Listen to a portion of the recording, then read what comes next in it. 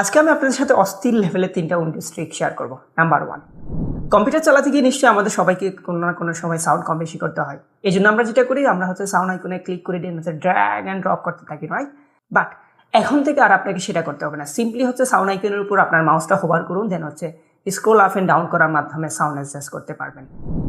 Number 2, Windows plus shift plus S press করে আপনার স্ক্রিনের যে কোনো অংশ স্ক্রিনশট নিতে পারবেন। ইভেন আপনি চাইলে কাস্টম শেপেরও স্ক্রিনশট নিতে পারবেন।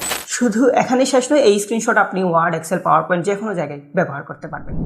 নাম্বার 3, উইন্ডোজ প্লাস এস কি প্রেস করে আপনি এখন থেকে যে কোনো একটা ভয়েসের মাধ্যমে টাইপ করতে পারবেন, এবং ইংলিশ টাইপের জন্য এই জিনিসটা আসলেই অনেক বেশি কাজের। Last but the not list, Windows plus full stop কি একসাথে প্রেস করলে আপনার ইমোজি ট্যাব ওপেন হবে।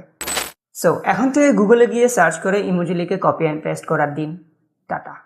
অ্যান্ড আই হোপ এখান থেকে একটি ট্রিক হইলেও আপনি এর আগে জানতেন না। সো এরকম ইনফরমেটিভ ভিডিও আরও